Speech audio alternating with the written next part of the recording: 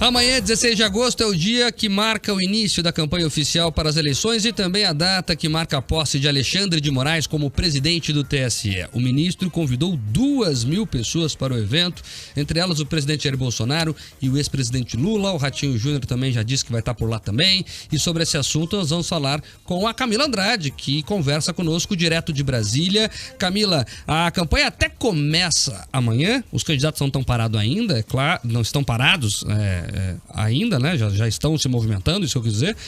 Mas o assunto do dia amanhã vai ser essa festança aí do Alexandre de Moraes. Eu tô curioso o seguinte: vai ter aquele banquetão, aquela coisa bonita, aquela mesa cheia de gente, ou não? É só uma cerimônia Lula e Bolsonaro, oficial? quero saber. Vai ter comida, vai ter comes e bebes, Camila Andrade?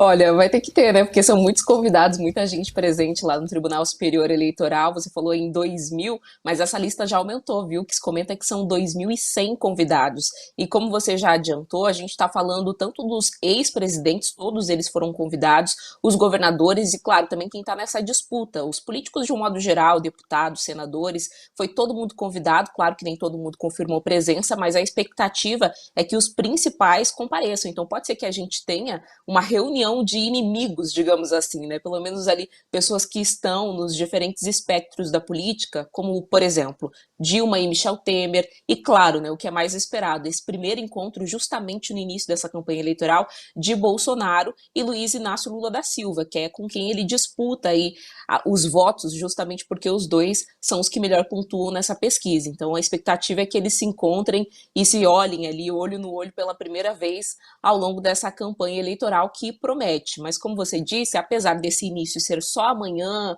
e amanhã a gente ter esse encontro mais específico, mais esperado, a gente também já tem a movimentação deles hoje. Olha só, o Lula, ele participou de uma aula aberta, ele participa às 5 da tarde agora de uma aula aberta na Universidade de São Paulo, então ele está já há alguns dias em São Paulo, ainda assim confirmou presença nesse evento amanhã, então deve vir aqui para Brasília.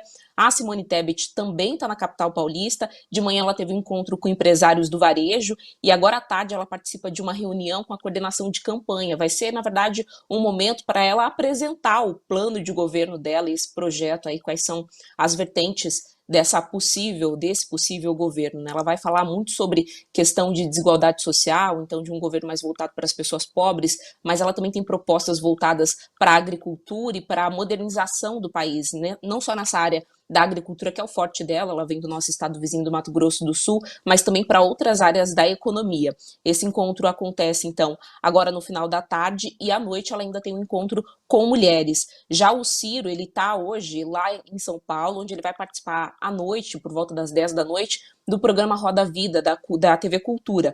O Felipe Dávila, do Novo, ele tem 2 lives também marcadas para a noite e o Bolsonaro participou agora pela manhã da abertura da exposição alusiva ao bicentenário da independência do Brasil, aqui mesmo no Palácio do Planalto. Ele é um dos nomes confirmados nesse encontro de amanhã, lembrando que ele já tinha dito para interlocutores que ele gostaria de ir até lá para prestigiar a justiça eleitoral, mas que uma condição seria ele ser convidado presencialmente, né? Ele queria esse convite entregue em mãos. E aí, na quarta-feira passada, o Alexandre de Moraes fez esse esforço, depois de ouvir esses interlocutores, foi até o Palácio do Planalto e entregou esse convite em mãos.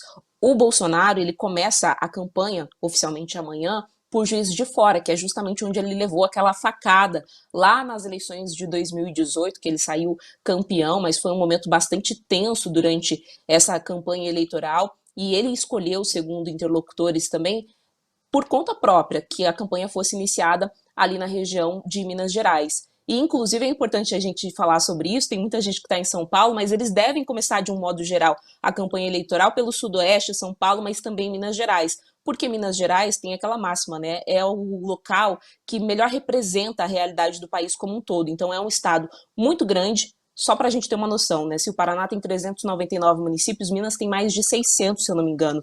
E tem realidades muito distintas de uma região para outra, então acaba representando realmente o Brasil como um todo. Uma região que é mais parecida com o Nordeste, outra região que é mais parecida realmente com a capital São Paulo. A capital, eu digo, a capital do próprio estado, a metrópole São Paulo. e é um local que a gente tem a máxima de que quem ganha em Minas Gerais ganha a eleição. Não tem como você vencer para a presidência da República sem vencer Minas Gerais, então é um estado que todo mundo deve se focar muito nesse início de campanha. O pessoal está ali em São Paulo e Minas Gerais, essa primeira semana a gente pode ter certeza que esse vai ser o foco de todos eles, viu, Mark? É isso, claro, né? São onde estão os maiores colégios eleitorais e eles querem também um naco desses votos. Agora, Camila, o que a audiência está perguntando aqui de verdade, as participações na live, pelo WhatsApp, os sinais de fumaça, né? Todas as formas que os ouvintes têm de falar conosco sobre o Regabof. Eles querem saber disso, entendeu? A pergunta é porque aquela licitação lá do STF, né? Agora é o TSE, bom falar que é outro órgão, mas o nível era muito bom, né? Era lagosta, era camarão, era vinho com 3 prêmios internacionais. Então, se tiver um banquete, vai ser um banquete aqueles de família real, né? Sabe o Palácio de Versalhes? Aquela história ali, né? A corte se reunindo, nesse caso, literalmente, a corte eleitoral se reunindo. Então, não temos informações sobre cardápios, né, Camila? Não, a gente não tem informação sobre cardápio, mas são 2.100 convidados. Esse encontro está marcado, essa passagem aí de bastão do Fachin para Alexandre de Moraes, para acontecer na própria sede do Tribunal Superior Eleitoral. Para quem não conhece Brasília, é inclusive bem próximo já do Lago Sul, fica ali para trás, né? É um prédio bonito, né, Camila? É um prédio lindo, espelhado. Porque ele tem uma curva, inclusive, e ele também tem as cúpulas, como a gente tem no Congresso, mas elas são todas voltadas para baixo, a exemplo da própria Câmara dos Deputados, né? O Senado que é voltada para cima. Então, é um prédio muito bonito, ele fica ali já na Asa Sul, mais próximo do Lago Sul, do próprio Lago do Paranoá, e é muito perto, inclusive, do Palácio do Planalto, não é distante. Então, todo mundo deve se concentrar ali, começa às 7 horas da noite, é um horário que merece, que pede um coquetel, né? A gente não tem essa confirmação ainda, mas sem dúvidas vai ter alguma coisa por lá. Brioche, e você sabe como é que é esses coquetéis, né? Da Maria Antonieta, lá em Versalhes, já que o Marco lembrou aqui, é isso? É isso, os brioches. Camila, se você for cobrir isso, por favor, com uma lagosta por todos nós aqui do Paraná. Eu sou vegetariana. É verdade, cara, perdão. Mas então, o que tem de coisa chique? A Rafaela, que é minha consultora para festas de ricos e famosos. Com certeza vai ter muito preparo lá para vegano também, vegetariano. Não vai faltar, Mark, nada. Não vai ter, né? Opção sempre tem. Vai até ter sempre porque opção. Custa bem caro, deve ter solução para tudo. Camila, obrigado. Até amanhã. Gente. Agora 4h50. Rafaela, eu gostei desse assunto aqui de coisas chiques elegantes, e caras e gostosas, enfim. Eu sei que frequenta ali as festas Top View, esse pessoal, né, mais refinado, assim. A gente tá brincando aqui, mas a situação, na verdade, é de chorar, né? Porque deveria ser uma reunião de trabalho. O Alexandre de Moraes, veja, ele vai assumir o TSE, é uma função burocrática. Aí vai lá e faz um grande evento. Já tá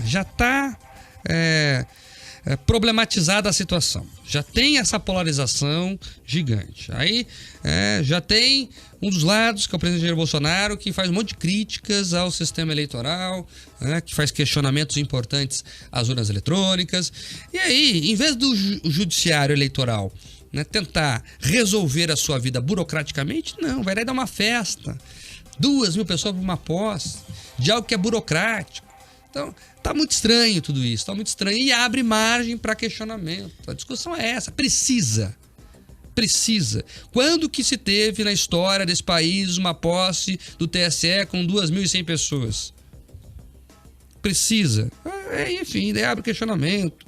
Eu sempre disse aqui, eu concordo e confio nas urnas, mas também não sou contra aumentar a transparência do processo. Então, se quisesse fazer lá um sistema para auditar, que melhor, quanto mais camadas de transparência, melhor para o eleitor. Agora, aí fica essa provocação. Soa, Rafaela, provocação. Eu estou convidando o presidente, estou convidando o Lula também. Então, convidou os outros candidatos? Então, tem que convidar os outros 9 candidatos. Tem que estar todo mundo lá. O juiz não joga. Ensinou o Fachin esses dias aqui em Curitiba, inclusive. Então, se o juiz não joga, tem que tratar todo mundo igual, com isonomia, que é a regra do jogo, inclusive. Aí só chamou os 2 primeiros? Vai chamar o Ciro Gomes também? Não sei se tá, eu tô perguntando aqui, talvez esteja. Mas não precisa o juiz se reunir com todo esse time. Ele tem que julgar o processo e ficar quietinho. Saudade, Rafaela, de quando o juiz falava nos autos. Pois é, o que dá a impressão, na verdade, o que me incomoda pessoalmente não é nem a quantidade de pessoas, que eu acho que isso pode demonstrar até, de repente, o interesse, a pluralidade lá de receber todo mundo.